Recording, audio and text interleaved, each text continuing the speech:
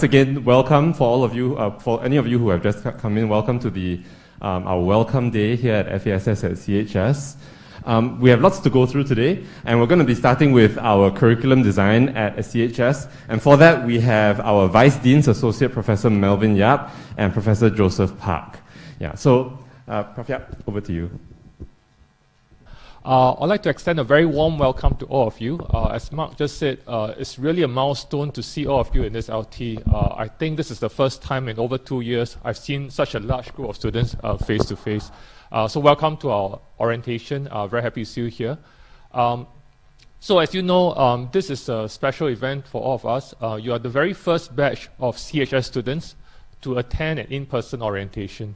Your predecessors from the past 2 years have had to attend Zoom orientations, which, trust me, are not as interesting as the day you're going to enjoy today. Okay, so I hope you learned some interesting tips and pointers from Dean Lionel Wee's talk just now. And he just wanted us to remind you to have a good time today. The first half of the day will really be focusing on more technical matters. So the first half of the day we'll be talking about things like curricular design, module registration, as well as career preparation and student support. The second half of the day is where things will get more exciting for you. So we hope you'll use the second half of your day to interact with the departments that you potentially have an interest in doing a primary major, a second major, or minor in. And don't limit yourself to what you think you'll be interested in. Try out other departments that you may not have considered before, because you may discover things that you did not realize that you're interested in. Okay, so before we start, let me just introduce myself and the rest of the team. So my name is Prof. Melvin Yap. I'm one of the 2 undergraduate vice deans in the Faculty of Arts and Social Sciences. Accompanying me will be my colleague, Prof. Joseph Park, the other vice dean of undergraduate studies, and Prof. Chieh is here with us too to take questions. He's vice dean of external relations and student life.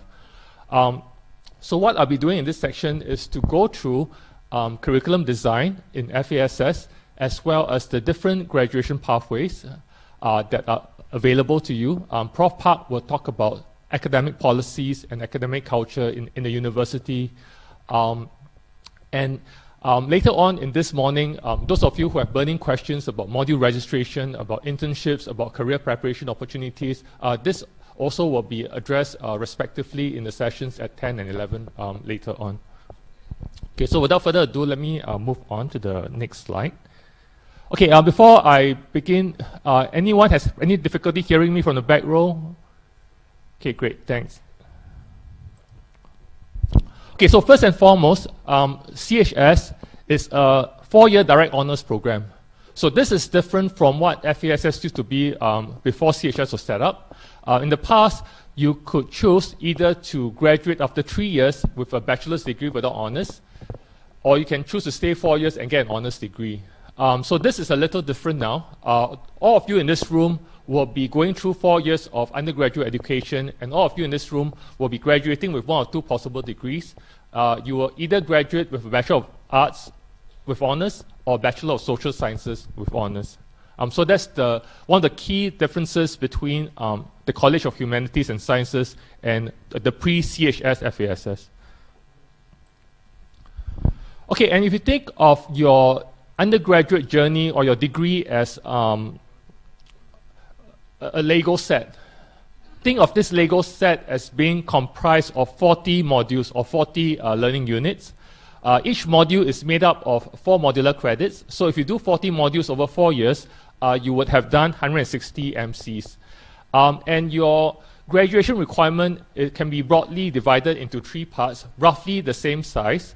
1/3 of your graduation requirement is called the CHS Common Curriculum. It's made up of 13 modules of 52 MCs. 1/3 is related to your major requirements, made up of 15 modules or 60 MCs. And the remaining part, the remaining third, which is the most interesting part, is called unrestricted electives. This will be made up of 12 modules, 48 MCs. So 2/3 of your graduation requirements are relatively fixed, meaning that all of you will be doing the common curriculum together, and all of you will need to do to fulfill your major requirements in order to earn your degree. The part that's interesting is the gray part, the unrestricted electives. Because in this part of the curriculum, you can pretty much do anything you like. And this is where you have freedom and flexibility to plan your own learning journey in FASS. And the modules that you take here will differentiate you from all the other students within FASS. Okay, so some terminology. So in order to earn a primary major, you need to do 15 modules in that major.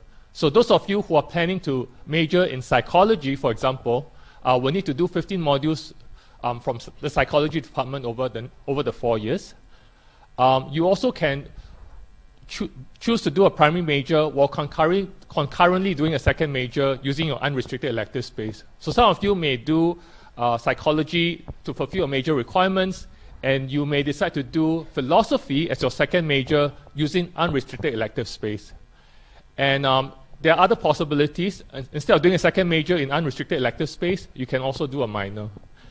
And one of the nice things about CHS is that there's actually an option to earn 2 degrees within a relatively short span of time.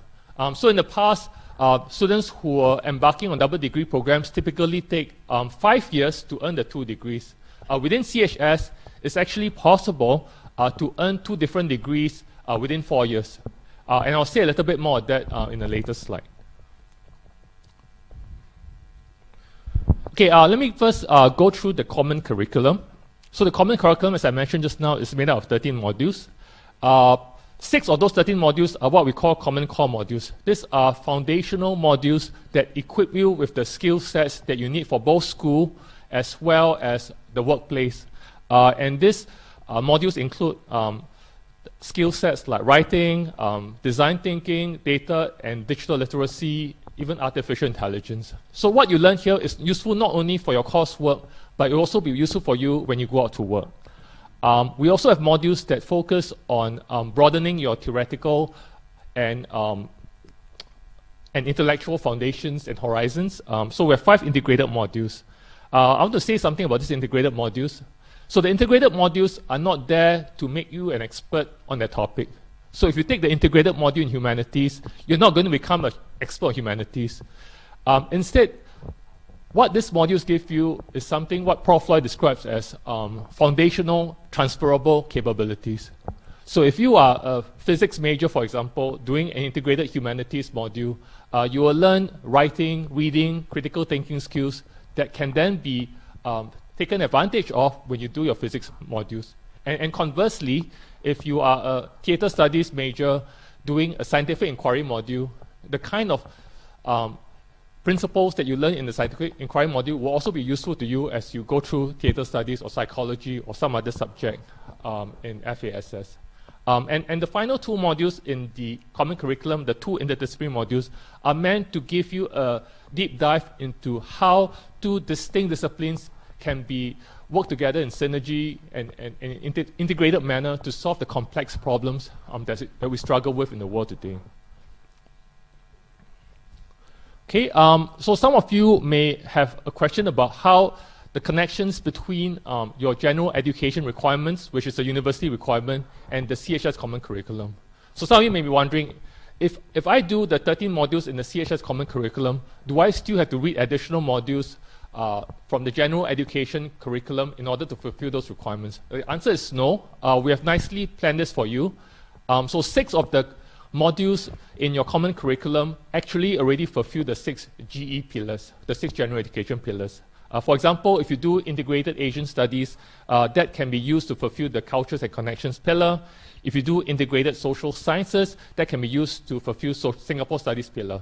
So one thing I need to point out is that if you are a CHS student, don't go and take some other Singapore studies module to fulfill the Singapore studies pillar, because it will not be sufficient. If you do that, you still have to read integrated social sciences in order to fulfill your full set of requirements. So the straightforward thing to do is to take the modules that have been included here in order to minimize the number of modules that you take to fulfill university requirements. Okay, and I think many of you too have questions about what am I going to do in my first year. I'm a freshman, I'm completely confused. There are thousands of modules and combinations. Where should I go first? So we understand that things can potentially be quite overwhelming in your first year, and we have tried to actually provide quite a fair amount of structure in your first couple of years in FASS, and later on we provide you with more degrees of freedom as you are clearer about what you want to do in your time here. So in your first semester, which is the semester that's coming up in August, all of you will be pre-allocated modules. So for example, if you are, half of you will be doing both Scientific Inquiry 1 and Integrated Humanities. The other half of you will be doing Integrated Social Sciences and Integrated Asian Studies. And this will flip around in the second semester. So basically, in your first 2 semesters, 4 of the integrated modules will already be pre-allocated to you. You don't have to manually register for them. So that takes away some ambiguity for you. And modules like data literacy and design thinking will also be pre-allocated. So if you do design thinking in semester 1, you do design thinking in semester 2, and vice versa. And finally, the writing module will also be pre-allocated to you. So as you can see from the study plan here, in your first year, many of the slots are already taken up by pre-allocated modules. But that being said, you still have some free slots to play with. You can use those free slots to explore the gateway modules of the disciplines you're interested in. So those of you who are planning to become anthropology majors, you can use your first semester or your second semester to do the gateway module in anthropology to decide whether this is indeed what you want to do. And if you find out that anthropology is interesting, but let's also try psychology. Let's see what that's like. You can use the second semester to try out psychology. And you have basically your first 2 years to confirm what major you want to do. So use your first 2 years to explore different gateway modules to decide which major you eventually want to commit yourself to. So this is a generic study plan. Obviously, it's meant to be indicative rather than definitive. You don't have to follow it literally. But for those of this provides a good starting point for you to plan your next 4 years with us. And if you go to the CHS website, we also have other study plans for students with different kinds of career trajectories. So if you want to be an integrator or deep versatilist, or you want to be integrator, versatilist, or deep specialist, we have different study plans that cater to those kinds of aspirations. Okay, and for those of you who are in NUS College, the U-Town program, or Ridgeview Residential College, you don't actually have to do the modules within, you don't literally have to do all the modules within the CHS Common Curriculum. Instead, there will be college-specific requirements that you read in place of the CHS Common Curriculum modules. So this has already been carefully thought through, so if you have more questions about what you need to do within your college to fulfill the CHS Common Curriculum, talk to your people in your college. Okay, so we have emphasized multiple times that CHS provides you with the freedom as well as the flexibility to plan your own learning journey. And this is what this slide describes what that means. So all of you, although you're in CHS, have the ability to plan different pathways to graduation depending on how ambitious you are, depending on how little time you want to set aside for extracurricular activities. So for those of you, the majority of you will be actually taking Pathway 5. So you'll be reading a single major, and you will be, so for example, your single major could be history, and then you can read a bunch of things within unrestricted elective space. So you can do internships, you can go on the student exchange, you can take language modules, and so on and so forth. But as you can see, we also have Pathway 1 to 4.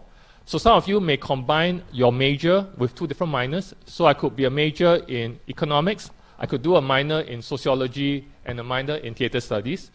I could do a major in social work and a minor in psychology. I could do a major in Malay studies and a second major in, say, South Asian studies.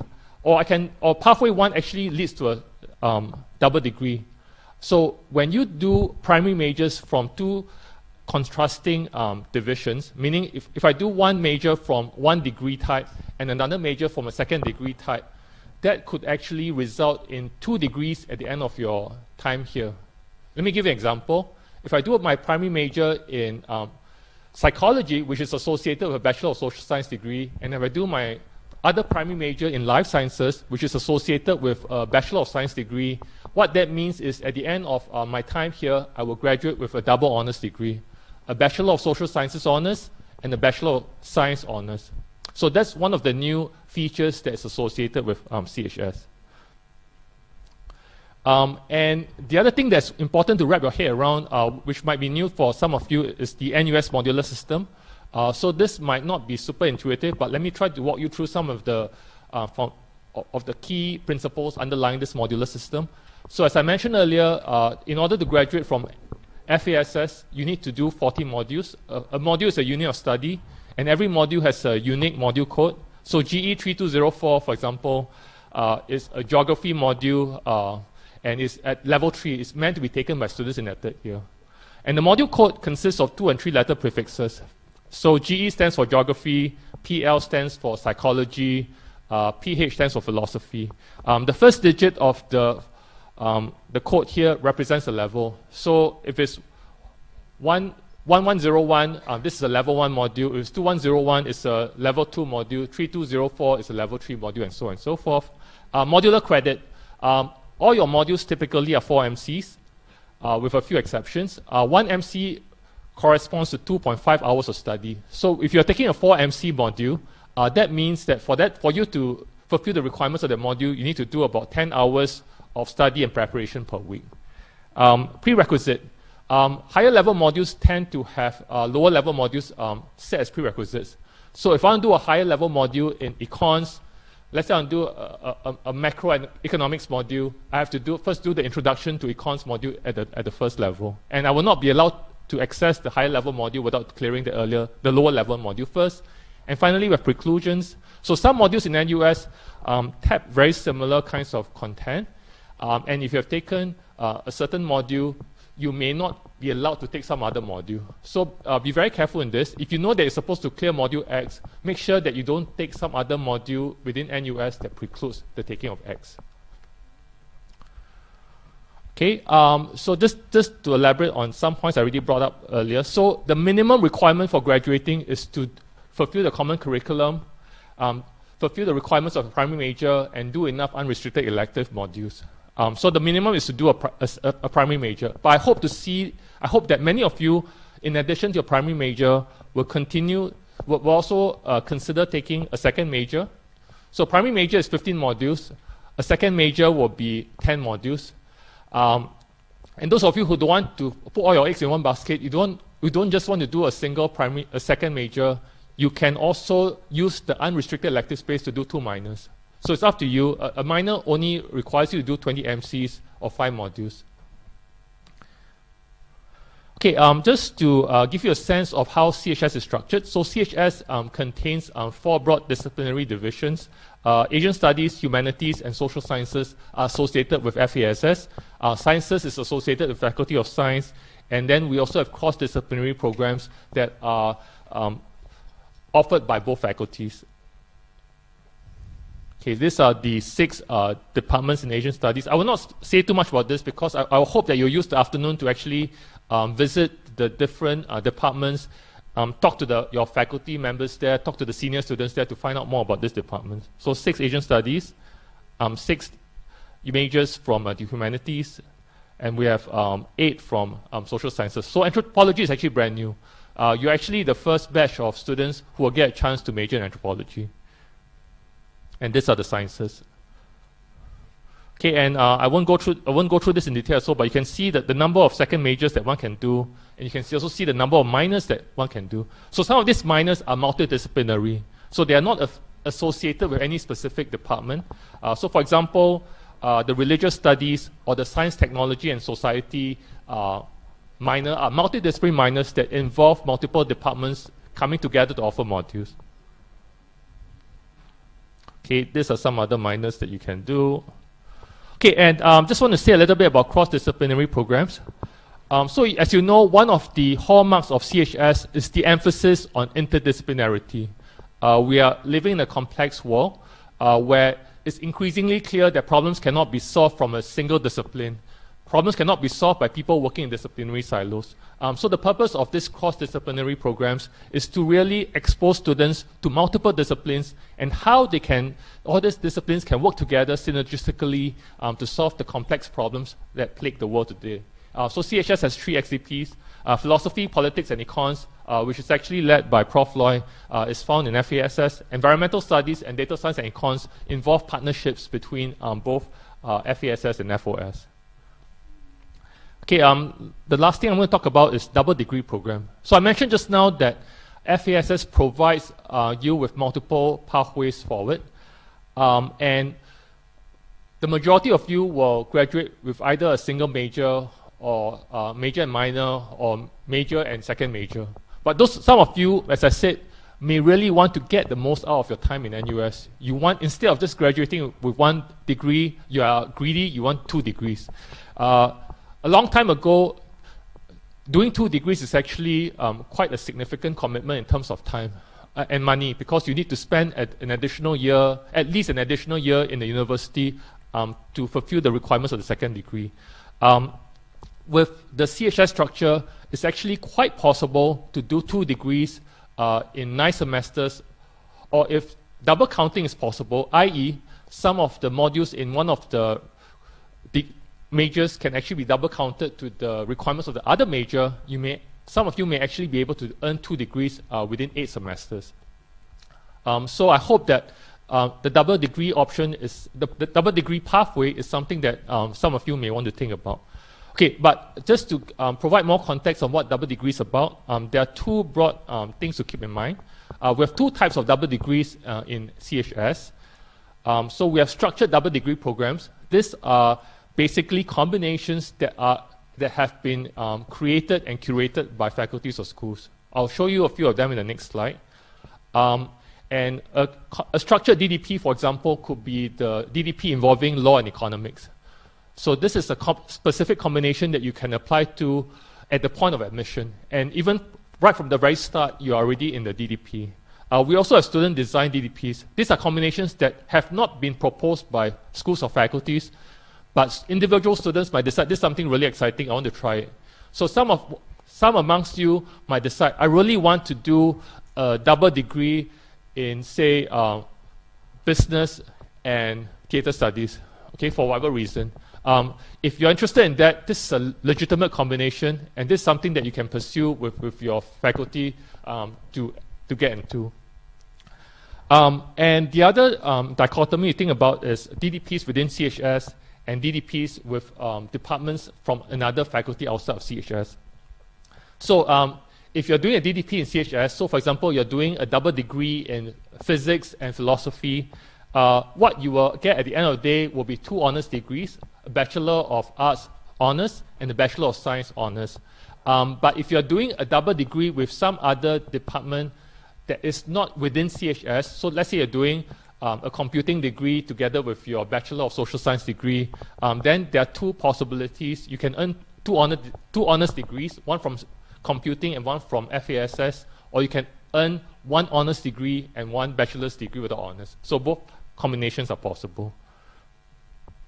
Okay, so these are some of the structured double degree programs that CHS has on offer. So you can see that they include pairings between a CHS, FASS major like econs with faculties like business, engineering, business, and computing, and so on. So these are programs that were presented to you when you applied to CHS.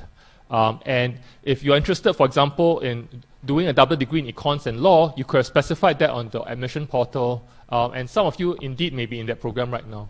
But for those of you who change your mind, let's say initially you didn't think that you'll be doing a DDP, but after 1 year in CHS, you realize, hey, a double degree really sounds exciting.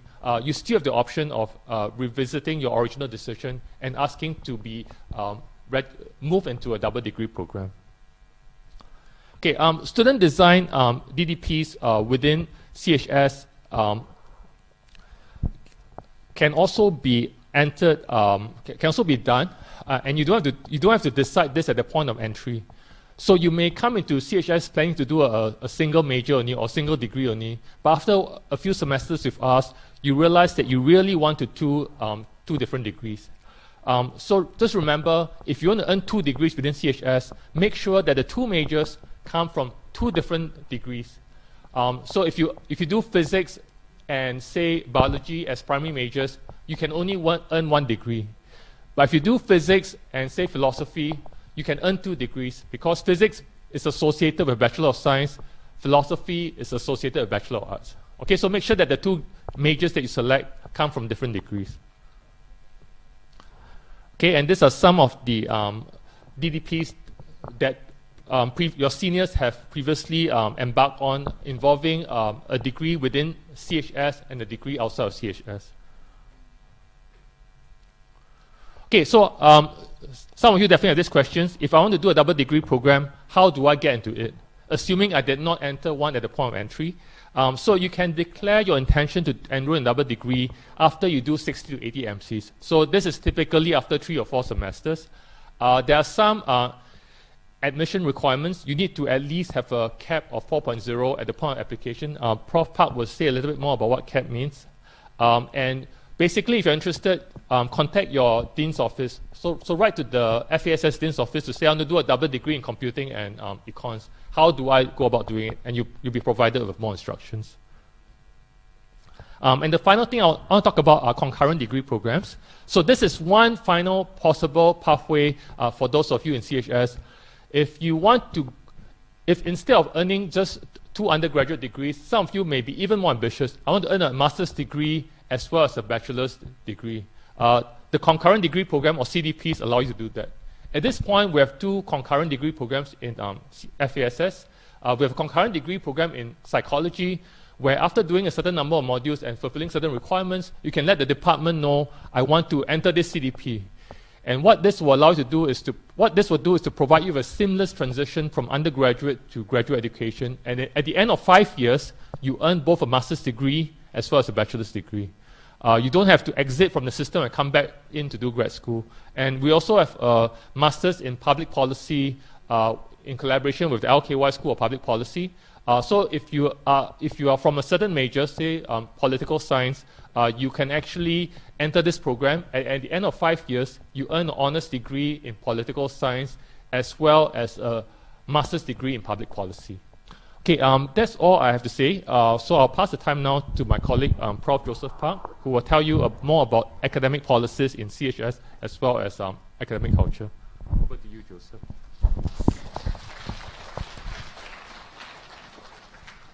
Okay, so I'll continue on. Another thing that I'd like to point out is about the study abroad programs.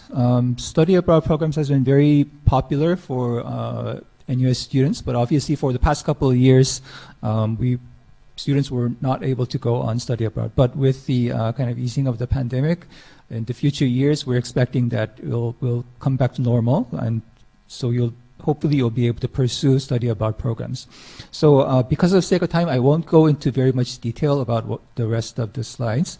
For all things that I'm going to talk about, and all things that Professor Yap has talked about, on the faculty's webpage, we have more detailed information. So I'd like you to kind of go there to find out more for the topics that you want to find out more. So for these study abroad programs, I just want to kind of mention that there is a possibility. So many students often go abroad to study at universities for 1 or 2 semesters, usually during their 4th or 5th semester. So please consider that as a possibility. Today, I just want to point out more specific couple of points. So for example, the first one is we do have specifically set up special degree programs with external universities. So regular study abroad program is typically you go to a partner university overseas and take a few modules and come back, just take the credit with you, okay? But in this case, these kind of things are set up so that when you go study abroad in these universities for about a year or something like that, you actually get a either joint degree or double degree between NUS and these universities. So a couple of things that are available for FASS students are our partnership with the University of North Carolina at Chapel Hill, and one with Waseda University. Of course, these are kind of available to students doing specific majors. So please be aware this is another possibility, and look up our faculty's webpage for more information. Another thing I'd like to point out is the Fast Track Asia, which is our FASS's own summer school. And this is not a study abroad program per se, but most of the modules offered through this summer program are focused on Asia, and most of them have a substantial field work and field trip component, either locally or in the region. And also lots of international students participate in this program. So therefore it's kind of like a study abroad experience, right? So please take this in mind as well. And possibly you can also use this summer program to kind of fulfill some of your requirements for graduation. So speeding up your progress for graduation as well. Okay, so for the rest of the talk, I'm going to talk about more specific rules or regulations that you need to keep in mind as you kind of progress to fulfilling your graduation requirements. Okay. By the way, I also want to point out at the bottom of the screen there was this kind of link to Poll EV. So if you have any questions during the talk, you can go there and post your questions. And near the end of the sessions, we'll try to answer them as much as possible. Okay. So first point I want to talk about is the qualifying English test. So if you need to take a qualifying English test, you would have already been contacted about this information, right? So one key kind of requirement for a CHS student is this writing module. In case of FASS, it's FAS 1101. But if you didn't have a C grade or above for a GP or equivalent qualification, then you would have been invited to take a qualifying English test. Okay, and depending on the outcome of those tests, you might need to take one or two modules in English for academic purposes before moving on to the writing module. Right. So if that happens to you, then obviously you'll need to take the writing module later on in your academic plan rather than in your first semester. Okay, so that's one kind of thing to keep in mind. Another point is the advanced placement credits. Okay, so for various types of students coming on with some previous background, you'll be able to have advanced placement credits. So most important categories for polytechnic students. If you're coming from a polytechnic diploma, then you would be given advanced placement credits of 20 MCs, which will be kind of mapped to the unrestricted elective category.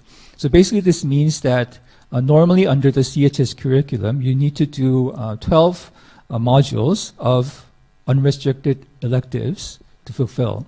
But because 20 MCs are recognized, you will have counted as already taken 5 modules in the unrestricted elective category. So that means you only need to take 7 more in order to fulfill that unrestricted elective category. Okay, but of course, if you are interested in taking more modules in unrestricted electives, I don't mind spending more time at NUS and like to take more make more use of that space for unrestricted electives. You can still do that, right? Okay, and also for A-level students who took H3, you'll be given 4 MCs, and in this case, it could count towards your major if it is in the relevant discipline. Okay. Right. So another thing to keep in mind is that there is a limit on the level 1,000 modules you can take for credit towards your graduation requirements. Okay. So basically, 60 MCs of level 1,000 modules can be counted towards the total MCs that you need to take in order to graduate. Okay, so in other words, basically, you cannot fill up your whole kind of whole MCs that you need to take with the 1,000 level, right? Obviously, right? There are some exclusions from this, so you can take a note of these, right? So that doesn't mean you cannot take more modules beyond 1,000 level modules beyond 60 MCs, right? But if you do, it just won't be counted towards the modules that you need for graduation. Okay.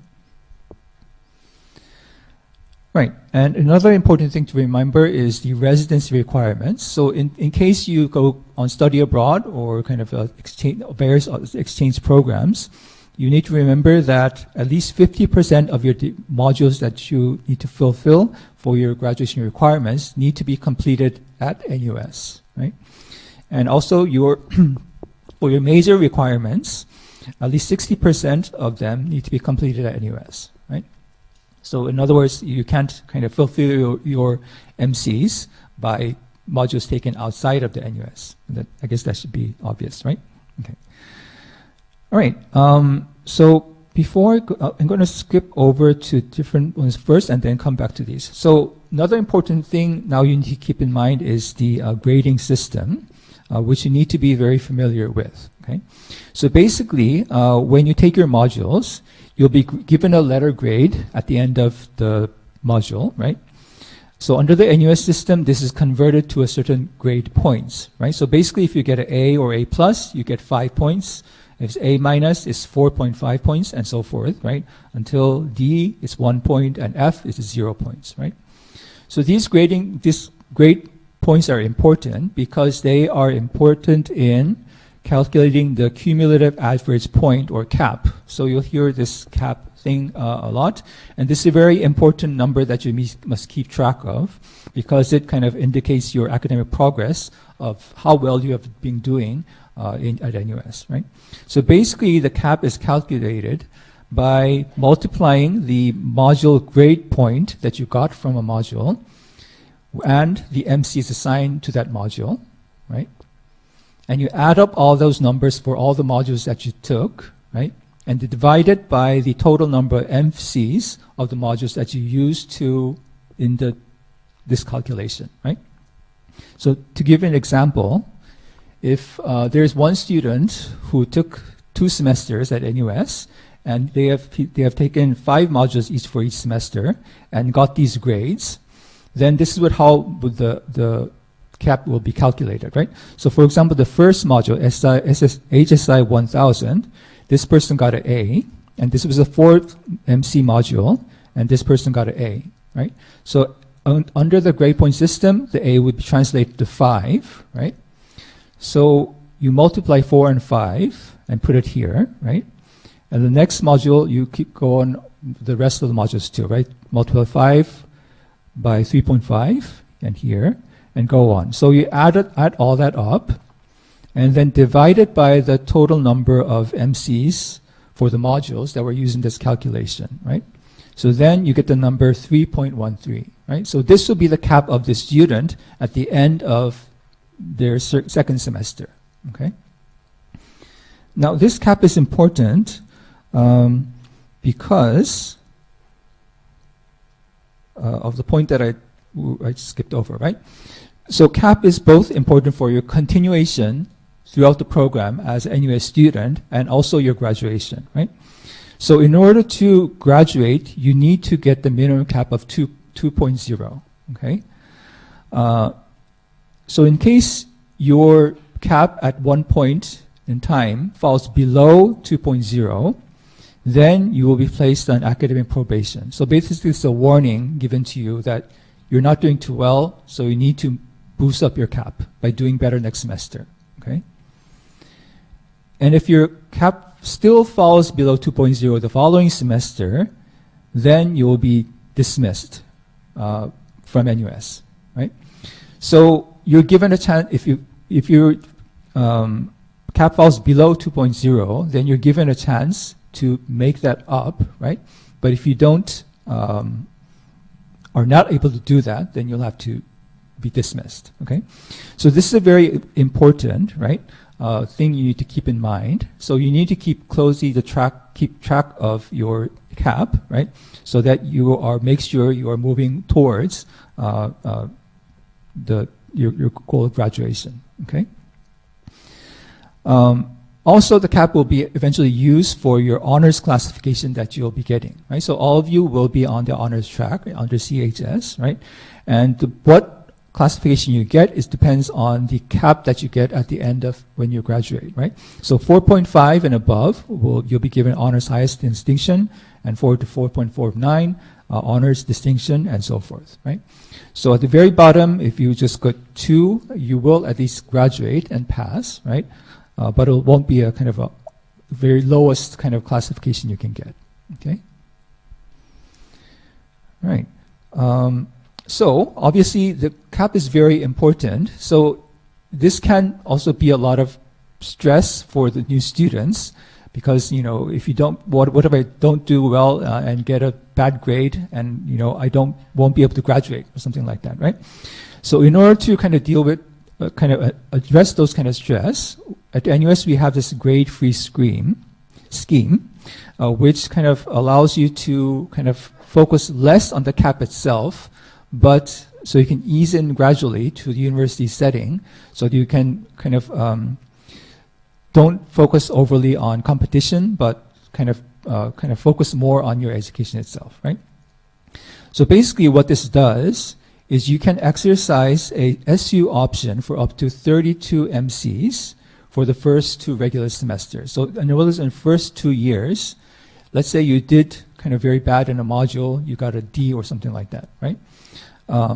So obviously that would drag down your CAP because you didn't do well, right?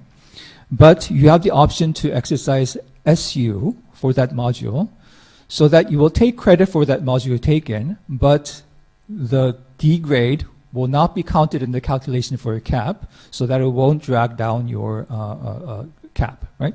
So you can do that for up to 32 MCs. So there are certain exceptions. So for example, the poly students who come in with the 20 MCs of the advanced placement credit, for them is 20 MCs, right?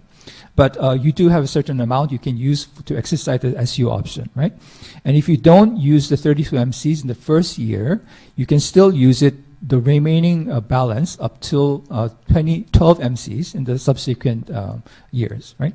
So basically, then if you choose to exercise the SU option on the module that you took, you will, instead of getting a letter grade from A plus to F, instead you'll either get a S or U grade, right? So if you got a D grade or above, then you will get an S grade, right? And then that you will take credit for that module. So you count as having taken that module, but that module's grade point will not be counted towards your CAP, right? In other words, it won't drag your CAP down. And if you get an F, something lower than a D, then you will get a U grade, right? So again, it won't be factored into the CAP, right? However, in this case, because you basically failed the module, you won't receive credit for that module, right? So it's because you didn't pass, right? And if that is a required module for your major, for instance, you will need to kind of you will need to retake it, for example, right? Okay. So basically, this is the idea of the SU option, right? So you can exercise the SU option for all 1,000 level modules and all 2,000 level modules that don't have other NUS modules as prerequisites, and all the language modules that are offered by the Center of Language Studies. Okay, so you flip that over. You cannot use the SU option for these kind of modules. Basically, all modules that are 2,000 level, which do have other prerequisites, right? Or modules that are 3,000 and above, right? Or if you get an F because you dropped your module too late in the semester, or you got some bad grade because you have committed plagiarism or committed some kind of offense that led you to the board discipline, right? So you cannot exercise these for these cases, but in other cases, the SU option is available to you, right? So when do you declare it? When can you exercise your SU option? There are 2 points in time, basically. First is at the end of the semester, immediately following the release of the exam results. There are 3 days where you can exercise this option, right? The other one is the end of the academic year. Again, which is at the end of the academic year, there's 3-day slots where you can exercise this option, okay? One thing you should note is that once you exercise the SU option, we cannot revoke it, right? So when you do make this decision, you should be very careful to think about this first, right? So because that 3-day window is the only time where you can exercise this option, you need to be very aware of when that window is, right? And you will be constantly reminded of this date both through the student portal and Luminous, which is our kind of portal for all the modules, right? And you'll be also sent email reminders from the registrar's office, right? So it's your responsibility to keep track of that date, to exercise the option when you need to. And we suggest kind of talk to different people and get advice for what's the best strategy for exercising the SVU option, right? So you can talk to administrators in your department or your professors or your peers and seniors. And also there's this kind of article by our current president who discusses this idea of the SVU option and what's best to exercise it. The article itself is a little bit dated, so the detailed information is a little bit outdated, but the general advice it gives about what things to consider are still valid, so I'd like to suggest that to you. Okay. All right, so the next point, just 2 more points. Okay, so the first one is about the tuition fee policy.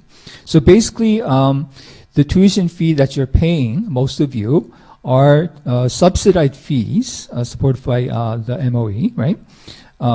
So if you go beyond a normal candidature period, so the subsidized fees are only given, you pay the subsidized fees only for your normal candidature period, right? So the normal candidature period for most of you doing a single degree, joint degree program with the 160 MCs is 8 consecutive semesters, right? So we can ignore the first line here because we no longer have that option for in CHS, right? So most of you doing a single degree, you should finish in 8 consecutive semesters. And if you're doing a double degree program, then you get 9 consecutive semesters in case one of the degree you get is a single honors, right? And if you're doing a double degree program where both degrees are honors programs, then you get 10 consecutive semesters. Okay, so these are the normal candidature periods. So if you go beyond those normal candidature periods, the subsidized fees gradually phase out. Okay, so basically, your first semester after the normal candidature period, basically you'll be paying the 120% of the subsidized fees. So basically the fees go up by 20%, right? And if you have to study for another semester, then it goes to 150%, so it's 50% more. And if you really move on forward, so you take more than 5 years, for example, then you'll have to pay the full semestral fees, which is like, I think 30,000 or something like that, right? So you definitely want to avoid that, right? So the point is, if you go beyond your normal candidature period, the fee goes up, right? So it's very important to keep track of your progress so that you can graduate in a timely manner, okay? So the very last point I want to talk about is about our academic culture. So this is less about rules and regulations, but our culture and a mindset as NUS students, okay? So there are just 3 things I want to emphasize that you need to kind of remember as a NUS student, right? So the first is independence, right? So students need to be responsible for their own learning. So as university students, you are independent learners now. So there's nobody to hold your hand and tell you what to do, okay? Of course, when you need it, there will be guidance and support, and we'll provide that in abundance as much as we can, right? But you cannot depend on, for example, your professor to tell what kind of things to study, what you should be doing, and those kind of things, right? So this does not just include knowing what the rules and regulations are for your graduation, but what kind of things are you interested in? What kind of things do you want to pursue through your university education, right? So you have to take your own initiative in kind of making your education meaningful, right? So this academic independence is very important, right? And the next one is engagement and interaction, right? So I just said you need to be independent as a student, right? But at the same time, we're all part of a big learning community, right? So in a sense, you're kind of competing with your fellow students as you take modules and those kind of things, right? But at the same time, we're all learning together. Students learn from each other. And also, I mean, I'm a professor, but I learn a lot by interacting with students through their insights and through their questions and through their thoughts and experiences, right? So in other words, everyone in this university is all learning together, right? So this means that you learn best when you actively participate in the community, right? So feel free to talk to your professors and friends and classmates about anything that comes to your mind, right? Actively discuss your ideas and share your ideas, right? Speak up during class discussion, right? So don't just focus on learning yourself, but actively sharing your ideas and learn from each other, right? Okay. And the last thing is integrity, right? So all students must exercise academic honesty and refrain from plagiarism. So this is a very important point, and NUS takes academic dishonesty very seriously, right? As there are very serious consequences if you end up committing plagiarism and those kind of things. So you are required to kind of go through an online training that relates to plagiarism. But I guess one general rule of thumb is that anything that you write and submit as part of your course of requirements must be in your own words and must be something that you create afresh for that purpose, right? So for example, it's obvious that you should not just copy somebody else's paper when you write up your report, for example, right?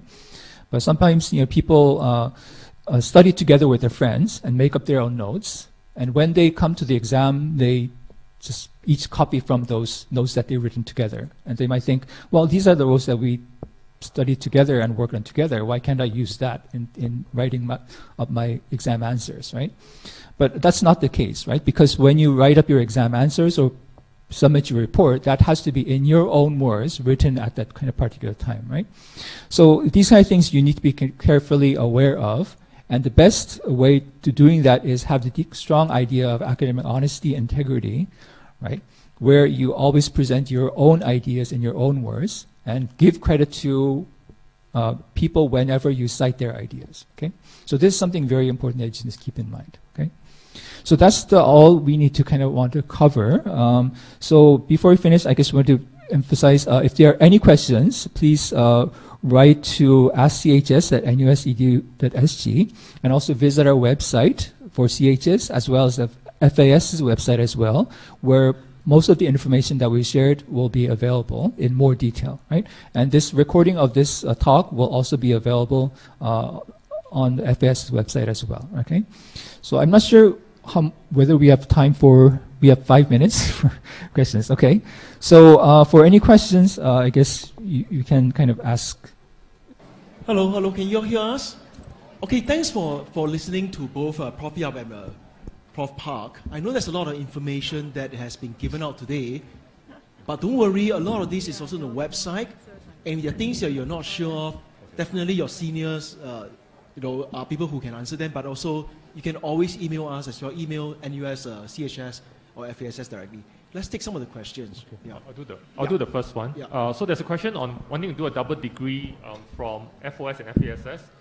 So if you're doing a double degree that involves both FASS and FOS, you can either take the writing module from FOS or the writing module from FASS. Both are considered legitimate options. Just choose the one that you think will be more useful for you.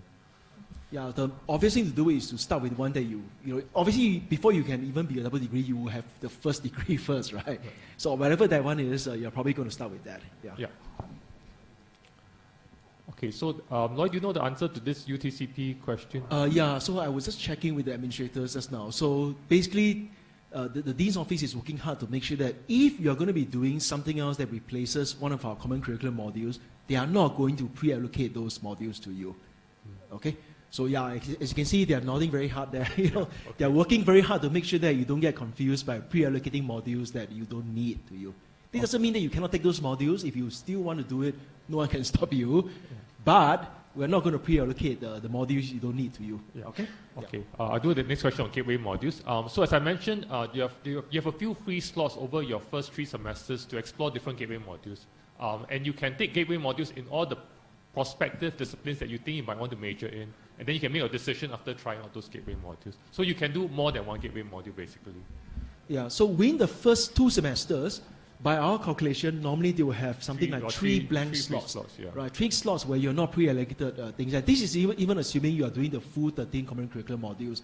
You don't belong to NUS College, you don't belong to UTown, whatever.